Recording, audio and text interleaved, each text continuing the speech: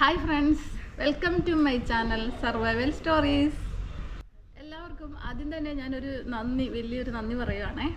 നമ്മുടെ ചാനലിൽ 1K സബ്സ്ക്രൈബേഴ്സായി.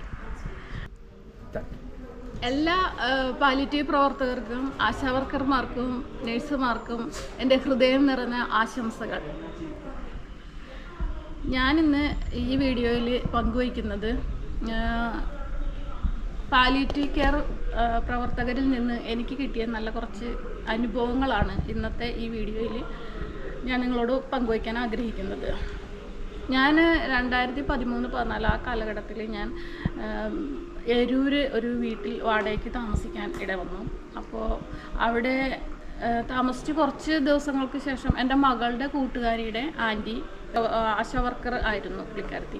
അപ്പോൾ അവർ എന്നെ കാണാൻ വന്ന് എൻ്റെ കാര്യങ്ങളെല്ലാം ചോദിച്ചു, അവരുമായിട്ട് സംസാരിച്ചു, എന്നെ കേട്ടു.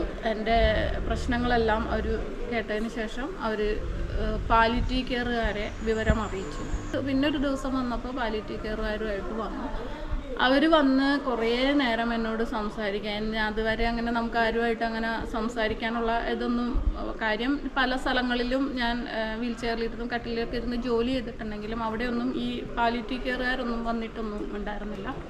പക്ഷേ അവിടെ ഞാനിപ്പോൾ അന്ന് താമസിച്ച സ്ഥലത്ത് പാലിയേറ്റീവ് കെയർ വന്നു. അപ്പോൾ അവർ എൻ്റെ ട്യൂബ് മാറ്റാനും, എനിക്കന്നൊരു ബെഡ് സോർ ഉണ്ടായിരുന്നു, ആ ബെഡ് സോറെല്ലാം ഡ്രസ്സ് ചെയ്യാനും, അതേപോലെ നമ്മുടെ ആവശ്യങ്ങളെല്ലാം ചോദിച്ചറിഞ്ഞ് മരുന്നാണെങ്കിലും എന്താണ് കാര്യങ്ങൾ, ഇൻഫെക്ഷൻ വന്നിട്ടുണ്ട് അതിൻ്റെ കാര്യങ്ങൾ എന്തുണ്ടെന്നാലും അവർ നമ്മുടെ അടുത്ത് ചോദിച്ച് അതിനുള്ള പരിഹാരം കണ്ടിരുന്നു.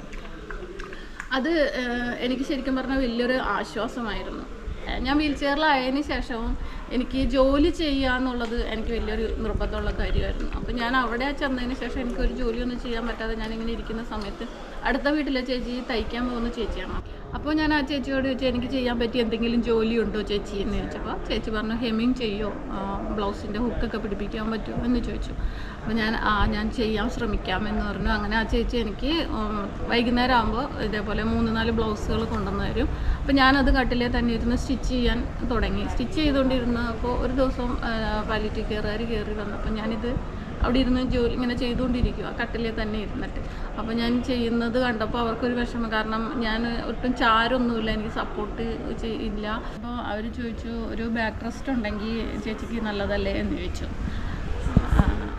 അപ്പോൾ ഞാൻ പറഞ്ഞു, അത് ശരിയാണ്, പക്ഷെ അത് മേടിക്കാനുള്ള നിവൃത്തിയൊന്നും ഇപ്പം എനിക്കില്ല എന്ന് പറഞ്ഞപ്പോൾ അവരടുത്ത ദിവസം പോയിട്ട് വന്നിട്ട് എനിക്കൊരു ബാക്ക് റെസ്റ്റ് കൊണ്ടുവന്ന് തന്നു.